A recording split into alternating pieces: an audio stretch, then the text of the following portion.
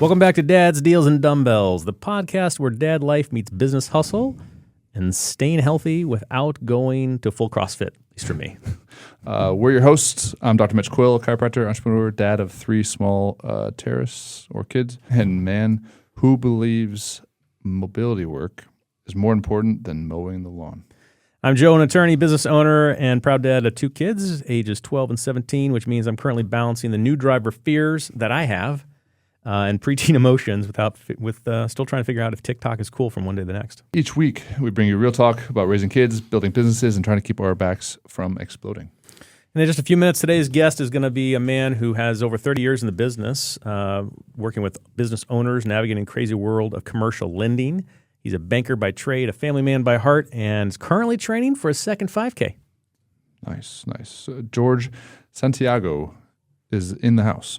He's got dad hacks, business wisdom, and maybe even a few secrets to making picky eaters love sausage. This guy is all about business and financial grit, family, and finding a way, no matter what. So whether you're trying to figure out your next loan, your next run, or just how to get your kids to eat something they don't like, this one is probably for you. So we're going to get into it here. Let's talk wins and fails, Mitch, for the last week. What do you got? Well, I am a very depressed college and NFL football fan this weekend. So we were just at the Notre Dame home opener, and Notre Dame lost by 1 point in like the last second. So yeah, that was a big fail. I would say the win though is that I broke up 2 old dudes from fighting.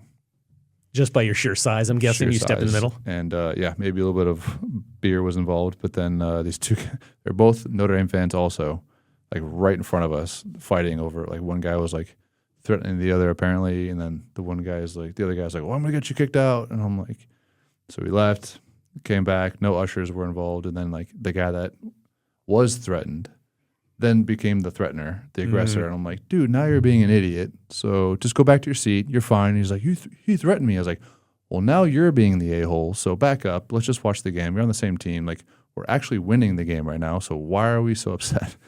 Just go back to your seat. Move on. And we ended up losing the game anyways. So I'm going to blame it on those guys. Yeah, I'm sure it was their fault. Yeah, it wasn't the lack of defense or fumbled snaps. No, none of that. How about a win? You got a win? I thought that was a win. Yeah, I saved. You saved. I saved 2 idiots from being bigger idiots. They had a bit of a loss there. You had a bit of a win. That's fair. Yeah. That's fair. Well, for myself, I would say the win for the week was I get to watch my kids do their School of Rock performances. That's cool. So for people who don't know, School of Rock is I think it's a franchise. My kids at 12 and 17, it's 12 and 16, soon to be 17, are in programs where my son does vocals and plays the electric guitar and bass guitar. My daughter plays the bass guitar, and they absolutely love it. They kind of abandon sports, much to my chagrin in certain ways, but they have found something that they truly have a passion for. And the cool thing about it, I hated with a passion going to their school choir and band performances. They were so boring. This, though, when they have a recital or whatever you want to call it, it's really a performance. It's at a bar. Yeah. You can order cocktails. Best of both worlds. Appetizers, there's a waiter, and it's rock music and lights and everything. So while sometimes the music is questionable, I'm not saying it's for my kids, but sometimes it's questionable, it's pretty great overall. So the overall experience is way better than a school concert. Oh, huge. Nice. Yeah, so I'm a fan of it, no question. For fails for the week, I would say as we're getting further into the fall, I have a above ground pool that has started to get neglected a bit, and I decided that we were going to swim in it yesterday. So I turned it on the day in advance, turned on the heater and everything, got everything going. I have almost no chemicals left in it, and I spent probably the first hour getting it clean, so that it was somewhat appealing to get in. Somewhat, but it wasn't perfect. Oh, it wasn't perfect. It wasn't. No one complained. I don't know how closely everybody else was looking. It's somehow it was my job. You know, when we put this pool in, I'll tell you a quick side story. My wife convinced me during COVID that we needed a pool and we should get one, and she convinced me it was going to cost X. And I said, "There's no way it's going to cost X." And she's like, "Oh no, we can do it. And I said, "Fine." I said, "If you can pull it off for X, we will do it." 24 hours later, I get a phone call from her. I'm at work, and she says, "Hey, I'm at the pool store and I got a pool. So come take a look and we're going to buy this pool." And I go out there, and sure enough, the price she has for the pool is within budget. Now, what she didn't factor in was the cost to haul away dirt, the cost to put in a gas line and electric and all the other junk that goes with the pool. And the other thing I'd said to her was, under no circumstances am I going to be doing pool maintenance. And she said, no, it's all taken care of. Sounds a lot like the puppy stories. I assumed by it was all taken care of meant that she was going to do it. No. She was planning on hiring someone to be our pool boy. Come on now. And and of course, being a bit cheap the way that I am at times, I have become the pool boy, and she gave me a shirt that says I'm the pool boy. So so that was my fail for the week, I would say. Big fail, like an extended fail. Yeah. Well, anyway. So you left it to the non-entrepreneur, non-business lady to do the cost analysis. After even 20 years of marriage, 20 plus years of marriage, you still sometimes are an idiot. And that was one of my days where I was just like, oh, yeah, sure. She's got it figured out. And I didn't verify. Sounds like it, yeah. Was ChatGPT a thing back in the day? No. No. Well, if it was, I didn't know about it. So could have asked it, like, hey, what are the maintenance costs? I could have. Let's take a quick break here, and then we will bring in our guest and start talking about commercial banking and what the entrepreneur needs to know. All right, let's welcome to the podcast a good friend of mine, someone who I rely on, a man who is not just a friend, he is a banker. He's the one I go to with business ventures or point others to when they need some funding. Mr. George Santiago. There we go. George, welcome to the podcast. In preparation for today's show, we had you provide some dad stats, right? So we're going to share a few of those so that people know a little bit more about you. Okay. Did you come prepared with your best dad hack? Yes, I did. Believe it or not, I did. I had quite a few. So nice. What's the best one? My best one is my son. First of all, thank you for having me here. This is a privilege and also my first time. So as a YouTube junkie, as I said earlier, now I get to be in the spotlight here on the other side. So, as a dad and my son, I only have one child, which I adore. He's my picky eater, very picky with food. So if you leave it up to him, it'll be McDonald's all the time and so forth, which is fun, right? But we love pizza. So there was a time where I ordered pizza, cheese and sausage, keep it simple. And he was like, pull out the sausage out of the pizza, he has to smell the food first before determining if he's going to like it or not, right? So the first time he ruined a nice pizza, so that's fine. Second time, the same thing, but this time I got a little creative and I decided to hide the sausage underneath sausage underneath the cheese. Never noticed. Took a good while before he realized that Dad had done that. Where he caught you? Well, he took one time he took a bite and he saw it. Uh-oh. And he saw it and he just hit that started and he looked like, what's this? What did you do to me, Dad? You already hit a couple slices, dude. Just go for it. And they said, oh, okay. And it was like, well, I guess it's not bad after all, Needless to say, like he's 28. He's 28 this year, and that's his favorite dish. Sausage pizza. And when we go to his house, it's like, I ordered some pizza. I go, oh, God. So he's like, whatever you do, don't tell the story behind the sausage, Dad. So when he sees nobody new there that hasn't heard the story before. Yeah, well, everybody knows, but he just hates when I repeat it. But I love it. It's one of those where it is you're always trying to find a way. So it's a fine parenting moment for you. Yeah, fine parenting moment. Absolutely. Always learning. Yeah. Always learning. Just cover everything with cheese and dairy. Yeah. Now, I have to ask the question, because I'm trying to picture this. Are you making the pizza at home? Are you buying pizza? No, and you're taking the sausage out and sticking it under the cheese? Yeah, I would have the guys do it for me at the pizza joint. Oh, you tell them when you order. Okay. Yeah. All right. I got you. Yeah. That makes sense. Go to our favorite pizza joint. Which is? It was actually... It was Generuso's. Okay. It still is Generuso's, because Giordano's is. We had one by our house and they moved. Actually, they closed. So, for anyone who watches this on YouTube or hears this and isn't in the Chicago metro area, that's where we film. And of course, pizza is kind of a religion around here. Yes. Yeah, don't mess it up. Do it right. It's Chicago pizza is different than New York pizza and Detroit pizza, and definitely different than I don't know which is better, but it's definitely different. Different. I hesitate. I do like the traditional Chicago pie, but it's not. They're all different. They're all different. Say the best pizza I've ever had was where I grew up, 6 Mile Road, DiGiorno's. Or Durango's, not DiGiorno. Durango's. It was like Italian, not DiGiorno's. DiGiorno's was pretty good, though. You used to eat like one of those. There was note. Mitch there's an likes to entire order Italian pizza. family that owned their own restaurants, and they ended up just like all hating each other. So there was Durangos on 5th Mile, 6th Mile, everywhere around town. So you had to make sure you get to the right one because otherwise it was the wrong one. But 6 Mile Road, best hand tossed pizza, like an inch thick of cheese and crusts. Have you guys had Gorgeous. Casey's Pizza? Yeah, from The gas station? Yeah, their I breakfast had pizza no is awesome. idea, and It's awesome. the people at work swear by it, right? You know, like I don't know about having a pizza from a gas station. That's nah, you know.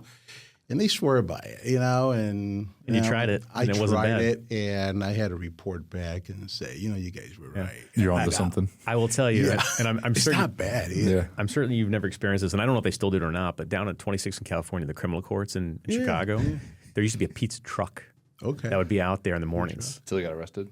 I don't know if it's still there or not. I haven't been down to the criminal courts in Chicago in a long time. But the pizza truck, everyone who worked for us raved about the pizza truck. They'd go there and get a slice of pizza in the morning. Little strange thing, right before court or right after court. Better than coffee. Yeah, I guess so. All right, so let's hit some of your other dad stats here. Your son is 28, 28. and you got 2 grandkids, I have 2 adorable grandkids. 4 and 1.5. VA is 1.5. Yeah. Don't forget the half. You Don't know? forget the half. Don't That's forget important. the half. For a while longer, at Yeah, least. you know, when you have young kids like that, they remind you.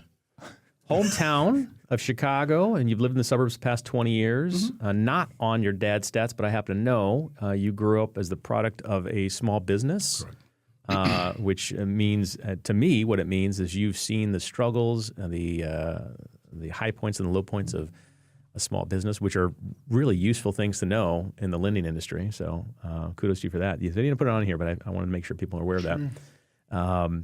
Your signature dad move that you have down here is you enjoy cooking, having the family over on the weekends for dinner. Picked up cooking for your dad from him. Yep. My dad was a great cook. That was his hobby. So I'm a son of a merchant. So we had grocery stores growing up. Oh, nice. So as a 14-year-old, I've been working. Right? Unlimited ingredients. Unlimited. And who knew? But my dad was like the best. Talk about finance and economics, and not bad for, you know, and I say it all the time, for a guy who didn't finish high school, right?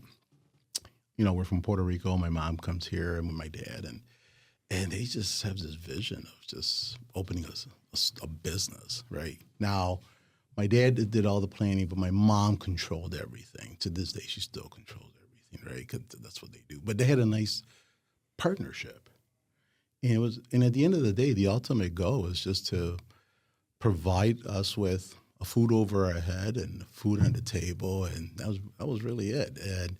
But at the early age, I learned about, you know, the cost of something, profits, and really getting rid of inventory. We got it, which we call turning inventory. Turn it over. Yep. Got to turn inventory. Yeah. Now, when you're a teenager, you're like, oh my God, this is boring. You know, but as you got older, you're like, now you connect the dots and you kind of appreciate what your father was talking about. Those early life lessons, of course, are useful to you today, and we're going to talk about the business part of things in our segment 2 of our interview, so to speak, for you. But definitely useful life lessons for you to get. In terms of your go-to fitness routine, walking and running. Currently training for your second 5K. Last year was my first time doing a 5K. I could tell. I was nervous as hell, right? Because you hear of all these things. So I was prepping up. It turns out my neighbors are like professional runners, and they've been dying for me to get on the bandwagon. To get on the bandwagon. And I'm like, look, you guys are running. And when you hear the stories, they're like, their training is like, oh, I just did 10, 12 miles. Yeah, that was an easy day. Yeah, and I'm like, what? Well, I will tell you. I know you, Joe, you're a runner, so. Yeah, well, the speed I go, which some people would say it's walking. But I will tell you, in advance of this, and when you put down that you're doing your second 5K, for people who might poo-poo that, just to point out, statistically, number of people that have done a 5K in the world is 2 to 3% of the entire population. In the United States, a little higher, 4 to 8%. So, I mean, a lot more people are sitting on the couch and getting out and doing a 5K. Does that include walking it? Yeah. Yeah, this 5K that I did last year was a combination of walking and running. And I think I came in took me 43 minutes. That's not bad. No, for being the first time. No, you're moving pretty quick. And now my goal is this year is I got to beat that record. I want to get at least at 30 minutes. Got to get another PR 30, for 32. sure. So they provided the the items that I need to train, which I didn't even know there was a process. Right, seriously. My idea of running was like, okay, you go outside, you start running Throw around. some flip-flops on. Like a nut, right? And then when you get tired, you stop. But Yeah. they gave me this program that I follow, for 5K. It consists of walking for like a minute or two, run for 2 minutes or 3, you stop. Intervals, and I was like, wow. So hopefully, and this one is in October, so October 18th. So. Yeah. Got about a month left then. Got a month, So I've been training. I believe it or not, I've been. What's going to be your long day? Are you going to do like a full mile day before the No, you're not 5K? supposed to do anything Just do the day intervals? before. But no, like the week before. Like my cousin's training for the Chicago Marathon. She did like 20 or 22 miles on Saturday. Okay. Now they taper. And now she's tapering. So I think this weekend she's got a 14 mile. Okay. And then she's got a week after that where she's doing just more tapers. Like, Well, I'm just going to do it. I mean, it's only 5K, You'll be wasn't sure good. if they included that in the program. Yeah, I'm still going to do it. Your morning fuel, definitely coffee. Coffee, Java. And listening to Necessary. spiritual and positive messages to start the day to get you in the right I mindset. sure do. Nice. You got to start the day right. There's so much noise out there in this world. Is that a specific podcast that you do, or is it a YouTube Zen For thing? YouTube, well, one of them is the Stoics, right? The Stoics, the Empire. Is it Empire? The Empire back in the day, or Stoics, and we're talking back in the Romans days. So it's good positive feedback. And if you're having a bad day, it talks about more about how to overcome. How to overcome your day. If you're going through a situation, just bite the bullet. That's why, one of my models, find a way, right? Face that fear, and just tackle it. We're always going to have something that's going to try to keep us down. So. Yeah. So we've already kind of eased in here to segment 1 here of your interview of dad life, and you've talked a little bit about your hack and some of your traditions and cooking and so forth. Let's talk about your biggest dad fail. My biggest dad fail. So my son, we signed him up for swimming lessons, and it was my turn to take him to pack his bag and everything. So I thought I did. And You thought you just had to pack him in the car? Yeah, pack him in the car. Picked him up from school, and took him to the YMCA at the time. And next, there's no trunks, there's no towels, there's nothing. I go, oh boy, Now, luckily, I like to be on time. I'm always like that 30-minute. Early is on time. Early on time. You're late. And turns out there was like a Target nearby. So I went and I bought him some trunks. Well, now wait a minute. That's not a fail then. You solved the problem. But it could. It was a fail. It could have gone because badly. Fail is That's not a fail. success would have been avoiding the have to solve a problem. Yeah. What you just did was you took a potential failure and you just showed that you're an awesome dad. So that was Resourceful. And then the bigger fail would have been you returned them after. Left the tag on. I got to return but them I still didn't Or hear a thrifty move, I depending on how you still look didn't at hear the end of it from his mom. So of course. Yeah. He's still good. What I didn't see think there is about that it? you prevailed. You figured out a way. I did. You got to find a solution. Of course. All right. Make it work. Yeah. Make it happen. You're like, oh my God, what do you do? Like, you would have done the same thing, Joe.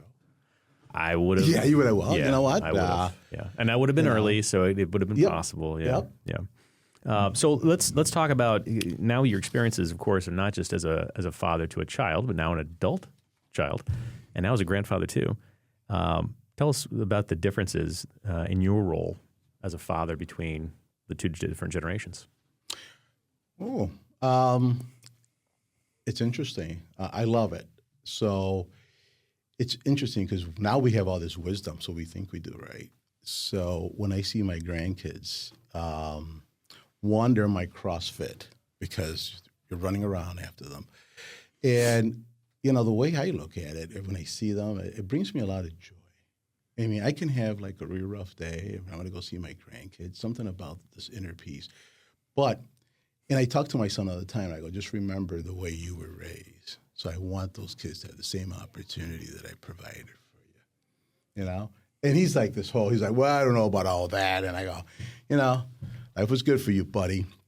And It's not as bad as you may remember. And I want those kids to have that same opportunity. And my job as a grandpa is to try to, provide them all that information and experiences, right? Exposure. And it's funny because when my son was younger, let's say he would have a birthday when he turned 7, I would say to him, my job as a dad is to teach you everything that a 7-year-old needs to know.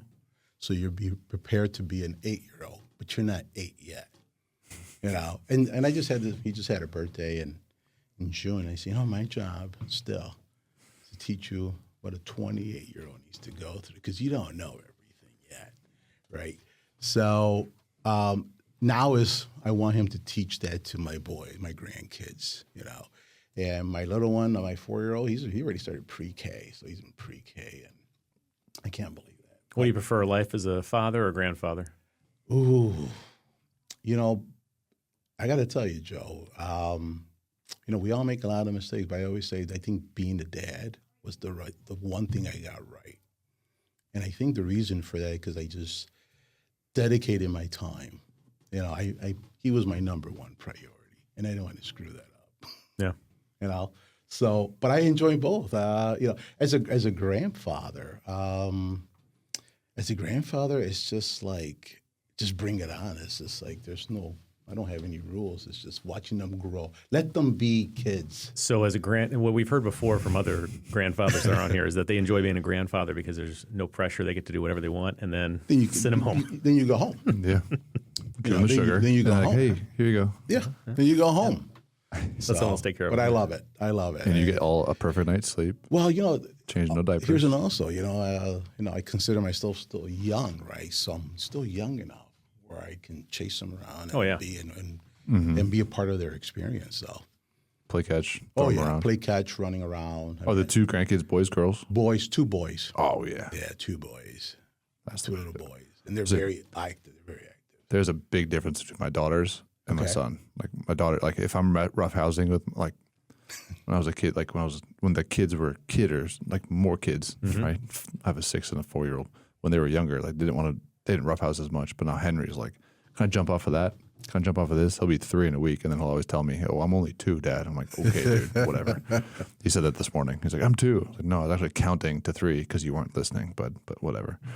And there's a big difference between the boys and the girls. It's just I've heard throwing him around like he's destructive, and then the girls, they don't do that as much. And then once they see me with him, they're like, "Oh yeah, throw me around, tickle me, be the tickle monster." And I'm like, "All right, cool." Then I'll just start throwing them on the couch for like 10 minutes straight, and they won't get tired at all. They're nuts. Yeah. Nice. But then I have to put them to bed after that. They're all riled up. Well, I've heard stories. I'm sure Gabby appreciates you getting run on the right before bed too. Yeah, it is. Studies show it makes them sleep better. So nice. All right, let's take a quick break here, and then we'll get into segment 2, talk about the deal. All right, so let's jump back into the interview here, and let's talk about the deal and get some expert wisdom from you here. Tell us how you got into commercial lending. Okay, so I was, first of all, I started as a teller. I started banking right out of high school, and when I was a freshman in college, I went to Northeastern University and became a teller. So back in the day, a few guys, my buddy and I, we applied to become tellers, and back in the day, banks didn't hire young guys like that, so they took a chance on us. Local bank in the community, and we were able to fit that in our schedule because, I went to school in the morning, and back in the day, the banks were open like later, like till 8 o'clock at night. Mm-hmm. So I was able to go to work from like 12 to like, 6, 7, 8 o'clock, part-time, and then I went full-time. And then from there, and you had to wear a suit too. So, you had to dress up. I mean, it was a different trend. Got into the banking, went to teller, and this boss of mine named Mike May, which is great. Great guy.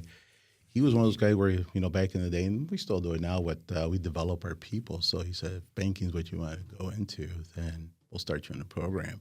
But I went from teller, then new accounts, and then management programs while I was still in college. I graduated and then became a manager, and that's what we call the retail side of banking. And then at night, I went and I took a night class after I graduated and everything. By this time, I was already 5 years in banking. Took a night class, and I took real estate at a junior college in Chicago. Only because I just wanted to know about real estate, because my goal was to invest in do real estate myself as a. So that was for your own education, for my opposed own to for work. education, right? I was young, so I was just I want to go sign up. I went to school from 6 to 10 at night. 3 days a week. Next, you pass the course, and didn't know that I was eligible to take the state exam. Because again, I just wanted to educate myself on real estate. And I had great instructors, and they're like, yeah, now you're eligible. You already passed the class. You got your hours in. Now you're eligible to take the state exam, which you get 3 attempts. You have to pass the federal and the Illinois exam. And if you miss one, you have to redo the whole test. So that just spooked me back in the day. They've changed now. So I decided, I just want to pass. I'm very competitive. So I was just overthinking. I was making myself worry. I go, I don't know if I'm ready yet to take the state exam. So I looked it up, and somebody was telling me about a broker, a friend of mine, who became good friends now, said, you got to check out Century 21 Academy. They teach all this stuff. And they actually prep you up for the test. Oh, is that right? Yeah, they prep you up. It's a one Saturday, one day. Go on a Saturday, it's like 8 hours. And they prep you, and they go over everything. The bundles of rights, title, appraisals. And this attorney, which he's still around, he said, it's real simple. When you guys take the state exam, we're not asking for your opinion. Just answer the question. True or false? If something's wrong, if you see something that is not spelled right or is wrong, the whole thing is wrong. And that stuck in my head. Yeah. Sure enough, I took the course, took the test. It's like 4 hours. It took me 4 hours, almost 4 hours. And I passed. They don't give you a score. It's just a pass or fail. That was like the bar exam. And then from there was like maybe 4 months later, I want to get into lending. What are the requirements? Because I didn't have any lending experience. So I met with the manager in charge, and I go, I just finished this real estate course. And he's like, it's good enough for me, about title, the titles, how to clean title, appraisal, and ownership. The rest we'll take care of. So I became a junior loan officer for a year under his training, and the rest is history. And it was just learning. Great guys who just took me on, and was always learning. And back in the day, we did all sorts of lending because it was a savings and loans, which they're no longer around. Right. And then the big bank mergers came in. People are buying these other banks, so we were bought out by a large organization and went through their credit training and learned how to do it the big corporate ways. And then from there, I decided it's good training.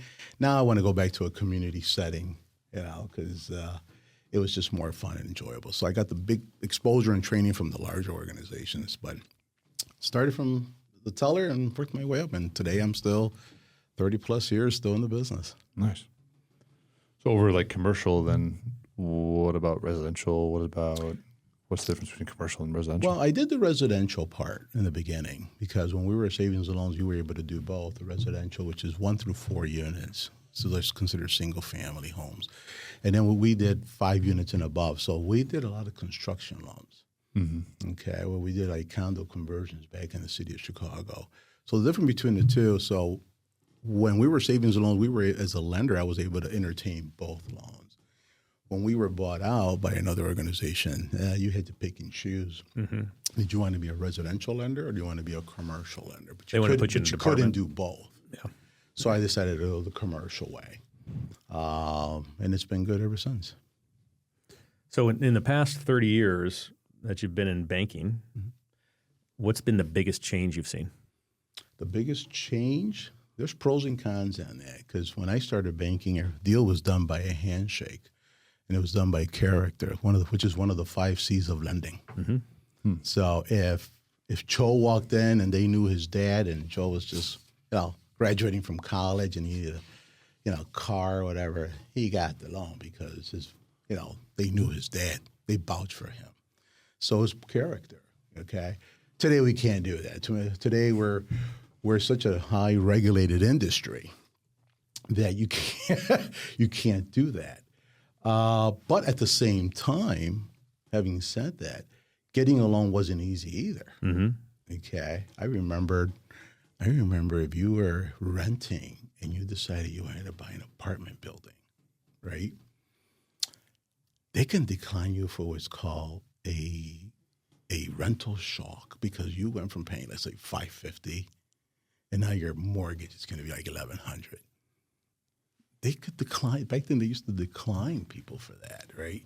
Today, no. Today, things are just much easier. It's easier to get along. It is and it isn't, right? Because a lot of it's credit.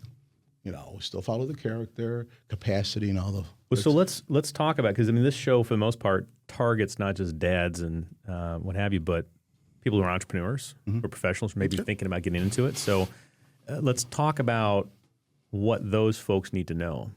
Yeah, what are those 5 C's? Well, we had character, capacity, collateral, condition. Which one did I miss there? I'm big on the collateral. I mean, character right off the bat. So it's character, collateral, capacity, conditional. I can't remember the film. I should be able to remember that. That's all right. It'll come to you. It'll come to me. But so evaluating the loan. Capacity. Okay. There you go. So those are the things. So tell us more about let's say somebody wants to go out and get a loan to start a business. Okay. So if someone wants to start a business, well, 2 things. Because there's those people who want to start a business, and then there's people who are entrepreneurs who want to buy an existing business. Which do you like more as a lender? As a lender, I like the person who wants to buy an existing business. So you like me? Yeah, an existing business. It's just easier. And I'll tell you why. And I'll explain the It's cash flow. Well, this is an important thing, and that's why I bring it up, is because a lot of people have this idea that they're going to start from scratch and they're going to go out and get a loan for it. And if you're going to be doing that, you're probably personally funding the whole thing. yeah, absolutely. Yep. But when you buy an existing business, all you need is 10% down because we're going to go with the Small Business Administrating Product, which is the SBA. Which is less risk for you guys. Yeah, and it's great for us, but it's nice because we like to see what's called historical numbers. So if you're buying an existing business, if I was going to buy Joel's law firm, there's a trend there. There's historical numbers to demonstrate that, wow, he's profitable. It's a good business. And then if I was going to buy his business, I would have to show the bank. I have to put a business plan together, okay, with projections. Find it very key, very important. I had a meeting yesterday with a prospect who did a nice business plan, 72 pages, and he missed the projection, the finance. Like there was no numbers. And and I go, that's great story, but how are you going to pay back the bank? How are you going to make money? Help me, help you. So I also said I'd be happy to sit down and put that together, help you with counsel you with that, or get the right people. But getting back to an existing business, we like those because we have history, we have information, and you can put 10% down. Do you need to have the experience? We would like that, but I also have done loans where they're just investors. They just have the right people in place. Last year I did a nice opportunity where this guy was an investor. He bought into the business. Business has been around for 25 years. He kept everybody, and then he gave his manager 5% interest of the business. That gave us comfort because at the end of the day, we don't want any interruptions. Too, yeah. Absolutely, we don't want any interruptions. So those are great. I've been seeing more of those. Yeah. In the last 2 years, ever since 2 years. That's what I'm interested in. I'm interested in those. Yeah, those are nice because again, from an underwriting perspective, from a credit, we have something to go based on, and then with the SBA, we can lend on projections. Okay, which is kind of nice. That's the only product that we can lend on projections.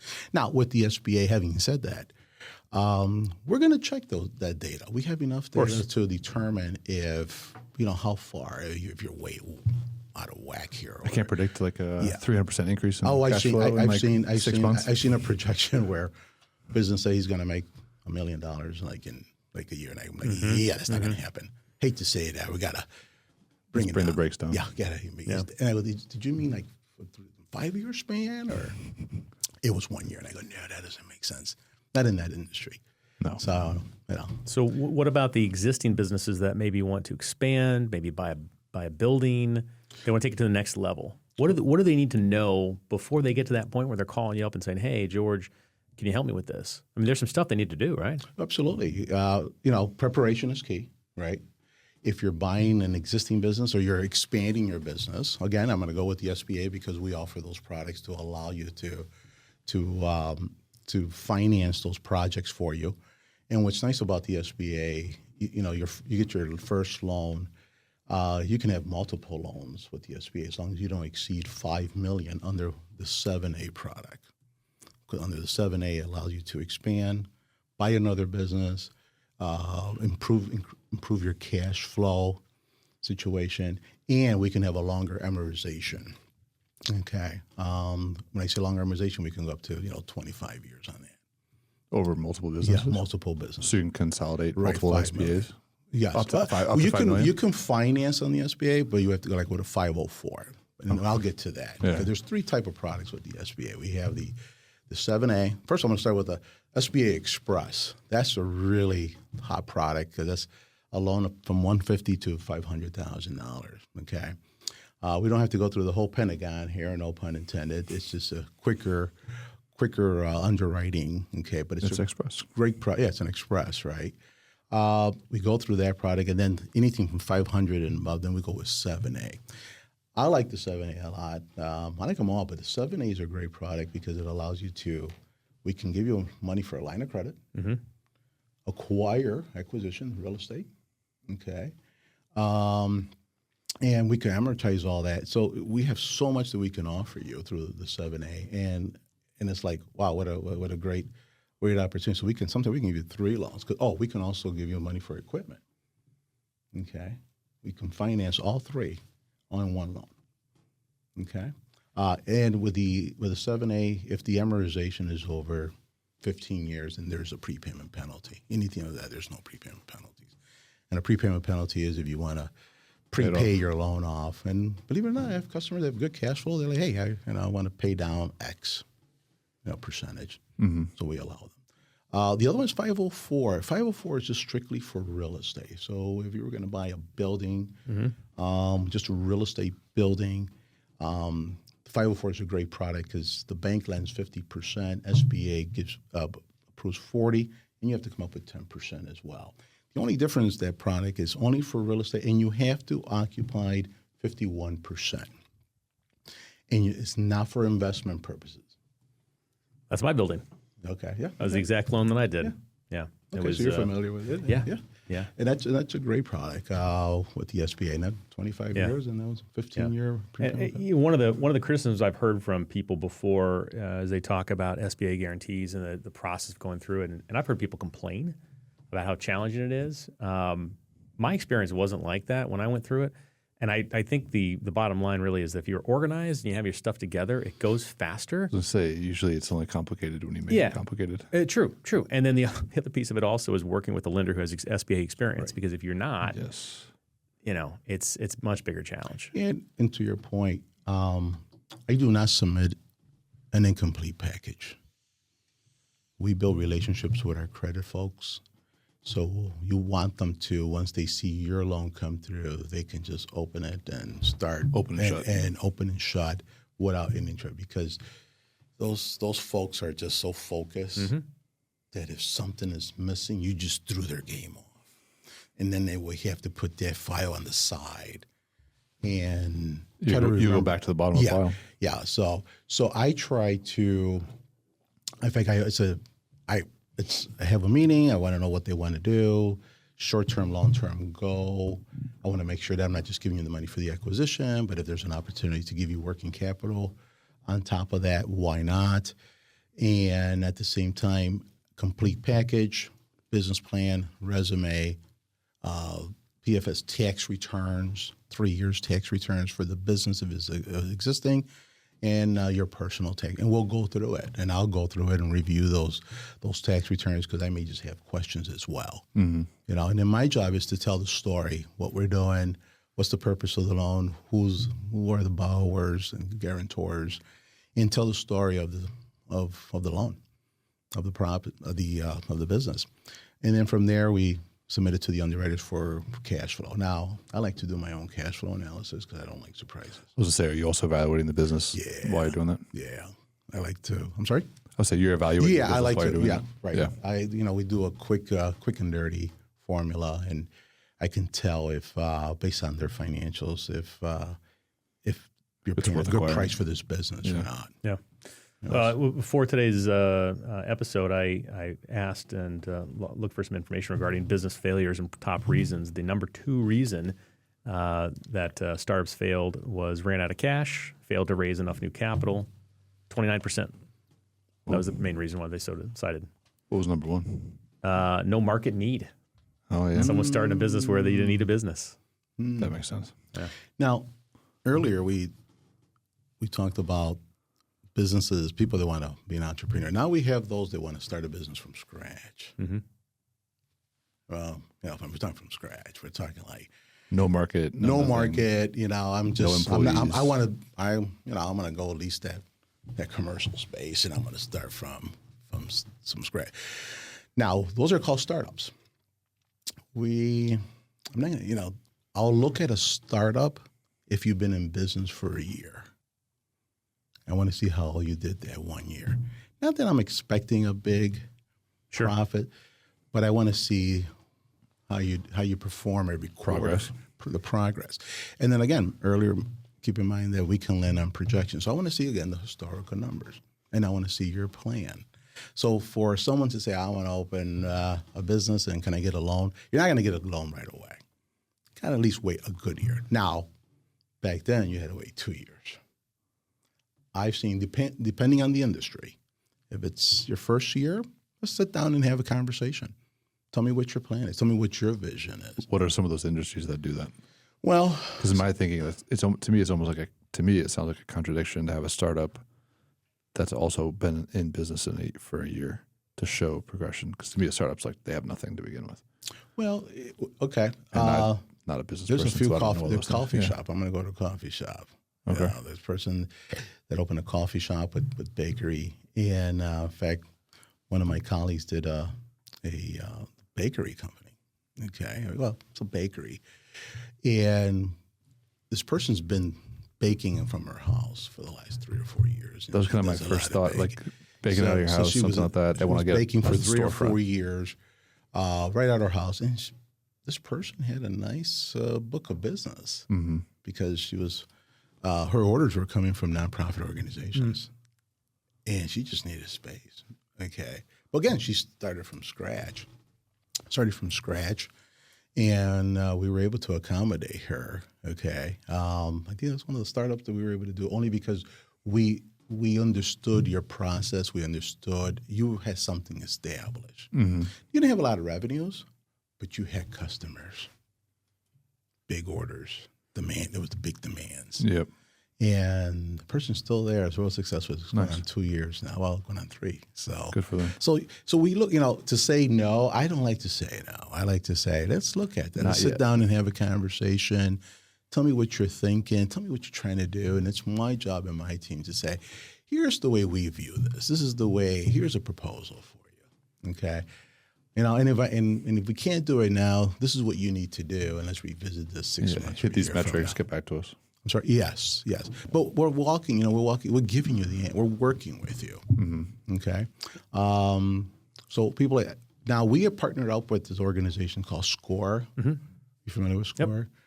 And they do a great job. And we'll refer them to SCORE. For people who don't know, explain what SCORE is. SCORE is a 501c3 non-for-profit organizations, and these are philanthropists, people that I could see Joel doing now when he's ready to retire. And these are folks, professionals from corporate America, from either CEOs, attorneys, or CPAs, or people that had their own businesses. And they're already retired, but they're still young, and they just want to give back to the community and help the small businesses. It's almost like Shark Tank. Similar, but they don't. Sounds like it's going. Similar like Shark. But they really work with you, and they would. And this volunteer is free. Yeah, they will volunteer their time, and they will walk you through from beginning to coaching. end.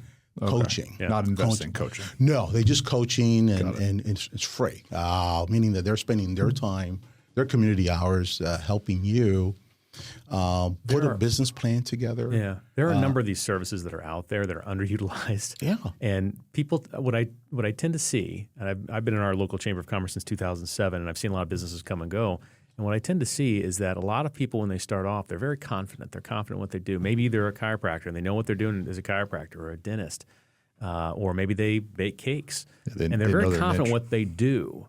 But the business end of things, how the numbers work, setting prices, the finances, the marketing, all of the other things that actually make the business complete outside of the actual job, you may not be experts in. And these organizations are literally established in order to kind of bring that educational component in, and they're just underutilized.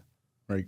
So they add a lot of value. If people are thinking about starting a business, this is something they should definitely do. Absolutely.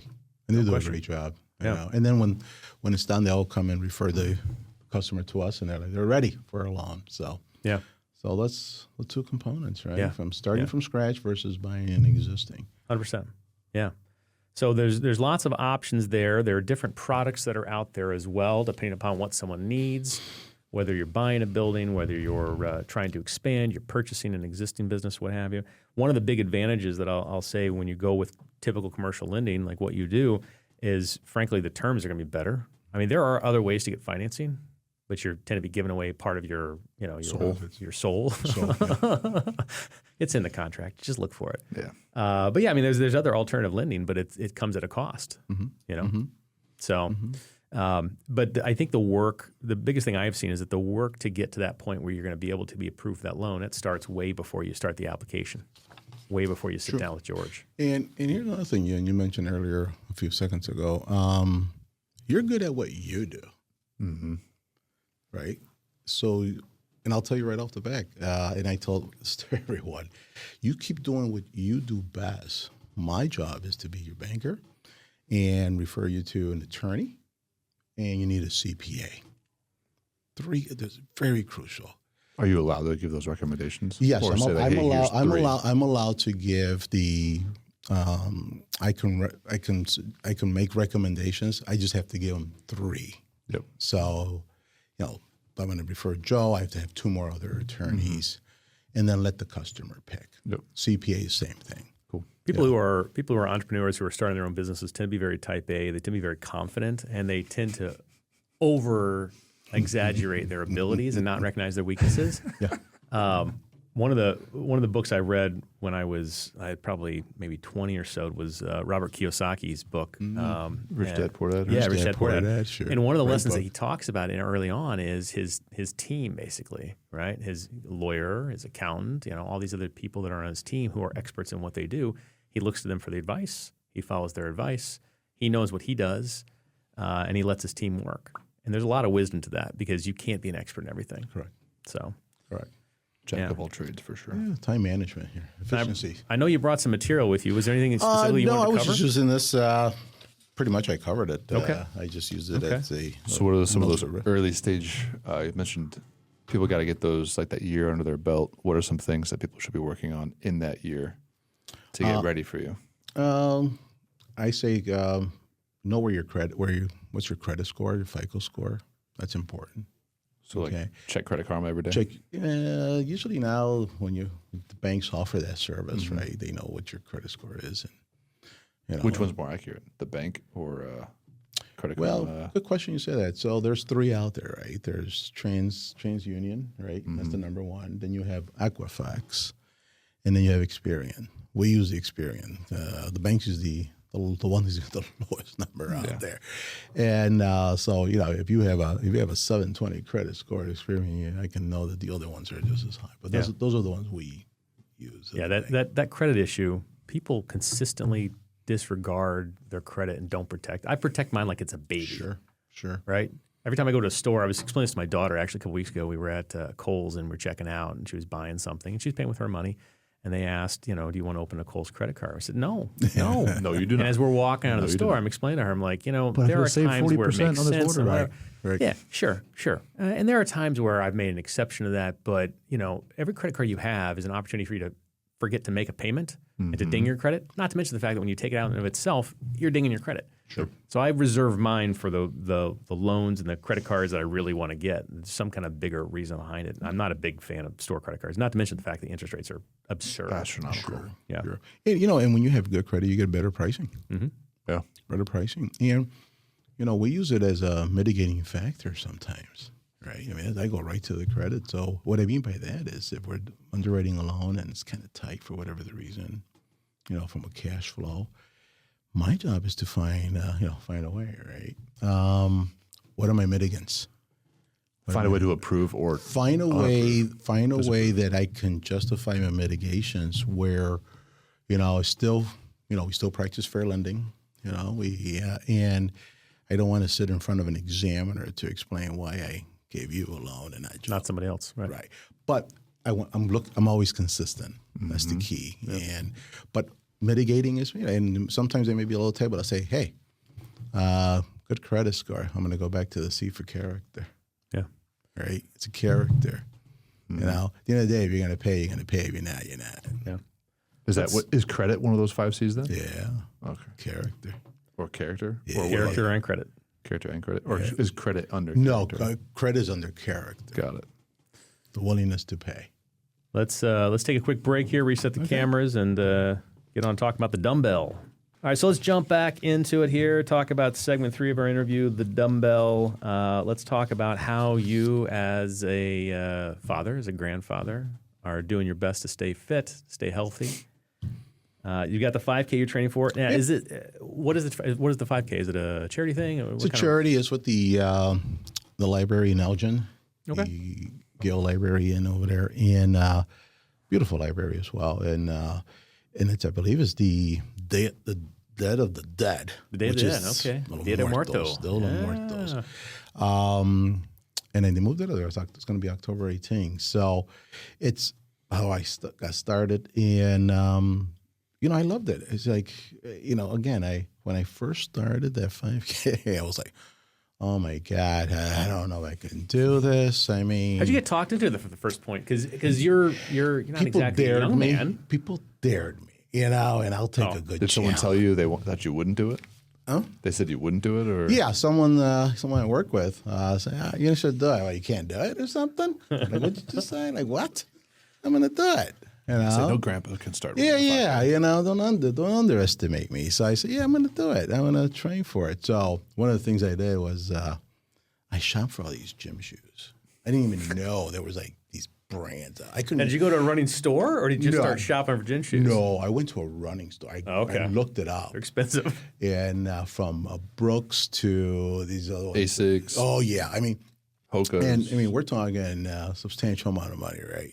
So then I'm like, okay, if I'm going to spend this money, I want this. Right. I want to have this shoe measured to the T to my foot because I don't want to get, I don't want to be injured. Yeah, well, it's an investment. I was going to say, if you go to an actual running store, it's not just simply pick out a shoe and then try it on. Have you gone to a running store? Yeah, dude, I don't run.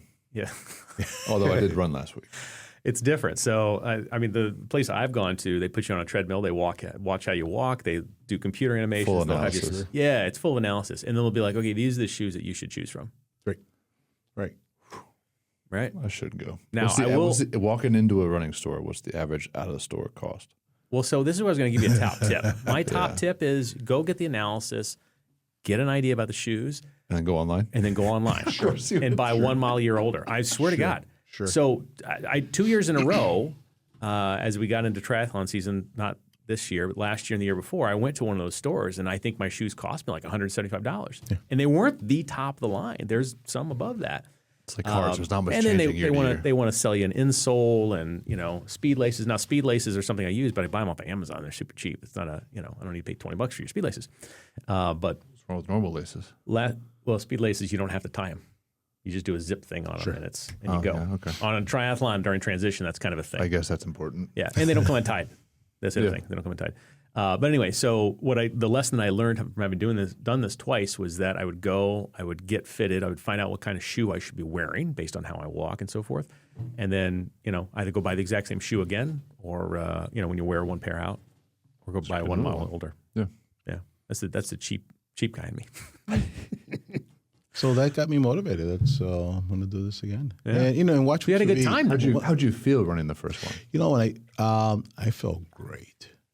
I really did. Did you get the runner's high, or is it like, hey, I did something hard and I accomplished it? And All I feel the good? above. Yeah. The runner's high, but I feel really, really accomplished.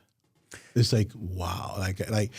And I was just stressing over it because I did stress over it. I was like, oh my God, I don't want to look foolish. And can I do this? Even though I have the option to walk and everything. But it's like, oh my God, what am I doing? Had you done anything like that before? Never. Any sports at all? Well, no, I take that back. I played sports in high school. That was at this time. That how long ago? Oh, that was a long time ago. A couple years ago. 40 years ago. Like last year? I just had my 40-year high school reunion. So nice. Last month. So Nice. and it was like the whole football team was there. Well, and when you do an organized event like that, a race, whether it's an obstacle course, like we've had somebody on do an obstacle course before, or an organized run, it's different too, right? You're packed in with a whole bunch of other people. You're all kind of going the same way. And mob mentality, adrenaline going. Yeah. Learning how to run in a group also is weird. Well, what was nice about this one, And swimming. all sorts of people, right? All different shapes. It was just more for the cause more than anything. For sure. I was the one who made it more competitive. Like I got up, It was all in your head too. Yeah, it was in my head for sure. I was like, Did you have like the shirt that said like older than you and ahead of you? No, I love that marathon Perfect shirt. Yeah. yeah, right. Yeah. No, but I can't wear that. And then I was like, okay, well, I got to get in front. Okay, I just want to be first, and I got to. And got past that dude and that guy. Well, those guys were gone. Yeah. Okay, they were gone. And what's the record on a 5K? Like, it's 15 minutes? it's in the teens. This one guy did it, I think, 13, 14 minutes, but he's a CrossFit instructor. He was running. He was sprinting. Yeah. Some of those guys are nuts. Yeah. He, of course, he was first, but he was like, wow. Mm-hmm. Some people could do it in 15 minutes. So, but bottom line is, you recommend you as a guy who was not a runner, who was not in his teens or his 20s or his 30s. You had a good experience. You recommend it to other guys. I sure do. I recommend it. What's the first thing that should start with? I'm sorry? What's the first thing that should start with? Shoe analysis, just get off the couch The and shoe, go. definitely the shoe analysis. At first, I was like, "How many pounds do I have to lose so I can be ready for this?" Right? I heard that a lot too. Seriously. Like, I gotta get ready. Yeah, I got to lose a few pounds first. Where now, I lost a few pounds, which is very good gradually. Yeah, sure. And but no, I'm ready. One of the things I would say is that if you're going from couch to 5K, if you literally are not active at all, you don't have to go out and get the best running shoes, but you do need to pay attention to your feet. Sure. Because if you're running on the wrong shoes, you will screw things up. There's nothing harder on the body than running. I mean, just Well, you're gonna mess up your knees. punishing yourself. Yeah, you're gonna. Knees, So- ankles, hips, back. Yeah. Sure. You want to go out and walk around the block in a pair of old tennis shoes, you're going to be fine. You're going to go out and start running. You're going to do intervals like you're doing. At some point, you're going to need to Need some upgrade. decent equipment. Yeah, whether or not you have to go into their specialized running store or not is. But like anything else, I reached out to the pros. I know my neighbors were professional. I spoke to other people who do this like a lot. And I go, tell me what I need to do. Yeah. Prep me up. What's this versus this shoe? And so it's one of those where I did my homework. Yeah, I just didn't go out there and just run. And Start running in. start Just running running and 10 go, "Yeah, miles. man, No. Well, so let's shift things a bit. We're going to play a game that we like to call Deal or Dumbbell. Okay. All right. So 7 questions. We're going to ask you if it's a deal or a dumbbell. A deal means that you agree with it. You agree with the statement. You think it's a good idea. A dumbbell means you think it's dumb. Okay. All right. They're all finance related. Floating business expenses with personal credit cards. Is that a deal or is that a dumbbell move? Dumbbell move. Okay. A merchant cash advances. Dumb. For people who don't know, merchant cash advances are from your merchant credit card company getting loans. You get offers all the time, and dumbbell. Although I've known people that have done all that. And the key and the trick to that is you have to Pay it off quick. be disciplined. If you say, because I've known people that have done that, and there's pros and cons in there, right? Because if you do that and then you get a loan, you're just going to mess up your cash flow. Yeah. Well, But if you're going to do this, as long as you know that this is short term, okay, and you have to pay it off, then you're fine. There is we could easily spend another hour, a Sure. couple hours talking about alternative funding and everything from the mitigating factoring. factors. See? Factoring, Factoring. Yeah, I mean, that's a whole other thing. That's a whole other the finance, right? That's Yeah. on receivables. Yeah, yeah. So, Episode 2 coming up. yeah, easy. I'll be here next week. Buying commercial property in your business's name. Is that a deal or a dumbbell move? I'm going to say, well, yeah, I've seen people done it. I prefer people create their own LLC. So a second one, right? Second one. Yeah, like a holding company. Holding like company. A landlord. Accepting pre-approved loans, deal or dumbbell? Accepting Pre-approved loans. You get a solicitation in the mail saying you've been pre-approved. Up to $75K. I would say dumb move. Depends what the terms and conditions are. Sure. How's that? I Sure. think that's fair. That's fair. Big That's depends. fair. Yeah. What are the terms and conditions? We didn't give you the option of depends, but that's fine. Yeah. Getting a line of credit before you need one. That's a good move. That's a deal. All right. That's a deal. How about funding a family or friend's startup? Uncle Johnny comes to you and he has a brilliant idea. This one's for sure going to hit. Yeah. No. Dumbbell. No. Dumbbell. All right. How about expensing out as much as you can in your business to show no profit and pay no taxes? Suicidal. Well, pros and cons. If you're planning to get a loan from a bank, dumb move, dumbbell. Yeah. If you don't plan to borrow money ever again, then you could do Sure. whatever you like. It's your business. Sure. Right? Yeah. Solid advice. I've seen that a lot. Actually, doctors do that. Doctors take big distributions. You know who does it? Farmers. Farm, sure. You know, my third job, farmers are fantastic about expensing things out Sure. and showing almost no profit. Right. So But if But then they they need can't a get a loan, new but machine. if they need a loan, you have no cash flow. it's interesting. So with those, then, like, since you know the trick, do you guys just work around that? Like, all right, let's do some ad backs. Let's figure what it actually is. Okay, cool. You're good. We can add some ad backs. One of the ad backs is we'll take net income, a quick and dirty cash flow. Net income, Yeah. depreciation, interest expense. Okay, those are really the three. If it's commercial, then we add back the rent. Okay, we can do that. Yeah. But other than that, those are the three. And if it cash flows, then that's There's fine. some things you can There's do. something. You just can't do The all ones the that things. I see a lot is when you take a big contribution out. Or distribution, I should distribution out. You take a distribution, like, okay. Because you just took money out of the business. And doctors will say, that's my money. Mm-hmm. But I still need like Yeah. $1 million. Yeah. I'm like, well, you took the money out. Where's it at? Right. So what do they typically do with that then? They go buy a house, buy a car, Oh, yeah, some they'll sort of start depreciating buying, asset, or they buy an appreciating asset? It depends. Some Smart buy ones. appreciating assets, but if it's an S corp, I'll find it on your personal tax returns. So then we could do what's called global cash flow. If you can show your money, we could. So we'll find a way around it. The bigger, broader picture. Everything depends on the loan size too. I'm going to say this as well. This is where there's a real benefit to being with a community banker. Yeah. Because a lot of the large banks don't do this. They No, don't spend yeah. the time and the effort on it. For sure. They don't know their people. Yeah, if you took out money out of your business and you say, I'm going to go buy an appreciation asset, okay. And I have a story. I I have a story there, Yeah. and then you're showing it on your personal tax returns. Well, your income is X. Okay, that's global. That looks good. Yeah. It's not a bad thing. See, it's not a bad thing. For sure. It's not a pro. It's a pro and con. So let's go over to Quill's Corner and let's talk a little bit about the guy that's on the couch that wants to go to a 5K. I'm definitely going to the start slow. Do not start running 5K right away. Do your neighbors are definitely smart. Do the intervals. Run a minute, walk a minute, increase it a couple seconds each week or something like that. Definitely get the shoe analysis as sooner rather than later, because again, like It's gonna help. if you are going from the couch to running, you're going to have definitely some higher risk of overuse injuries, doing the same thing over and over again type of deal. If you go from no activity to activity really quickly, you're more likely to get some plantar fasciitis, calf strains, hip strains, low back pain, hips, all the muscles that you need to be using are likely not conditioned enough to tolerate the load that you're doing. Then change up your workouts too, add in some strength. I always hear it's funny, I hear from a lot of our patients that run, they don't do a lot of strength training and they wonder why their hips hurt or back hurts and knees hurt. And like, obviously you don't want to be squatting 1,000 pounds or deadlifting 1,000 pounds. That would be counterproductive to what you're trying to do. But if you don't have a coach or a resource, go to YouTube, ChatGPT. It's like, hey, plug in all the stuff, start having a conversation with it, give me a program. If you find some sort of like influencer that seems to know what they're doing, say, hey, ChatGPT, make me a program like this person would use. And it'll spit something out pretty close to what you could use. Lots of tools out there for sure.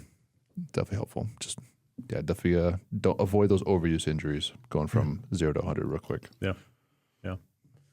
Well, on Joe's judgments here, a little legal tip for people as we're talking about finance. I've had clients before. I've had people that have called who have the concept that they have an LLC or they have an S corporation, and as a result of that they're not ever going to have to worry about paying for anything. Credit cards is the most common time I see this. Oh, the credit card's in the business's name, so I'm not responsible for it. Well, there's oftentimes catches to that, and if you read your terms and conditions, you're going to find that whoever uses personally guaranteeing the loan, and you're not going to get a loan from George. You're not going to get a loan from any kind of typical bank without agreeing to personally guarantee it. I don't know any bank, frankly, for the most part, that's going to do that unless you've got a big base of capital and there's typical small business. It's not happening. So just because you have the corporation or the LLC doesn't mean that you're going to walk away scot-free if things go badly. Right. So be prepared. And be prepared for it to be cross-collateralized as well. That's right. That's right. That's right. That's right. Cross-collateral.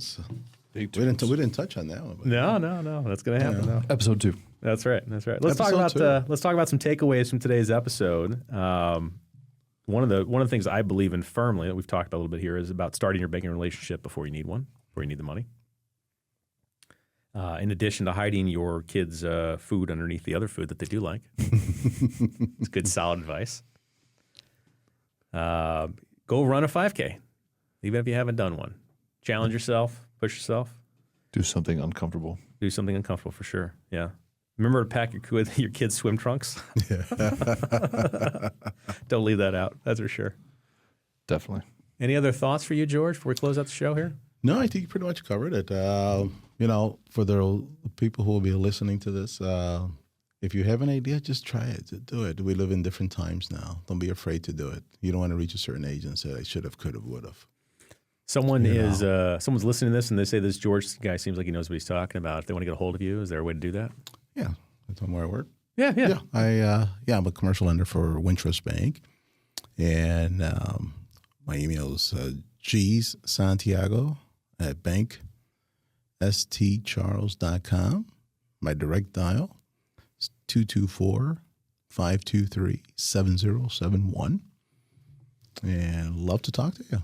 Even if it's an idea, love to sit down and have coffee or just to chit-chatting. There's a lot of, something we didn't talk about, but, I get all my ideas from my customers. It's my knowledge. I'm always learning something new. Mm-hmm. Love to learn something new, and I get my data from them because they're out there in the real world making it happen. So got a big sample size with that too. I'm sorry? Get a big sample size with that too. Sure. My favorite, I always say, what's the stuff that's keeping you up at night? Mm-hmm. And I like to talk to my clients because I want them prepared if they have they're planning to buy something next year. Well, let's get started now. Let's prepare you now. Okay. So at the 11th hour, we're not trying to get you approved. Let's get you prepared for that. So you're ready. Little planning. Yeah. Yeah. When people are doing business plans, having those conversations with your banker before you need to have the conversation, useful for sure. So. That is an episode, wrap up this episode of Dad's Deals and Dumbbells. Huge thanks to my friend George Santiago for his wisdom, humor at his expense of his son's swim trunks. Although I still think you cheated on that one. I still think it was a win. Lemons and lemonade. That's right. And a reminder that you can't hide the sausage underneath the cheese. That's a next level dad strategy. Definitely. You've used that with my kids. If you get value out of this, whether it's about lending, legacy, or lacing up your sneakers, subscribe, share, and hit us with a review. Got questions or a wild dad story or want us to interview someone who you think would be good on the show, let us know. Find us on Instagram, Facebook, YouTube, or email us at dadsdealsanddumbbells@gmail.com. Go tuck your kids in, prep your QuickBooks, and maybe train for a 5K. Catch you next week. Thank you. Thank you, George.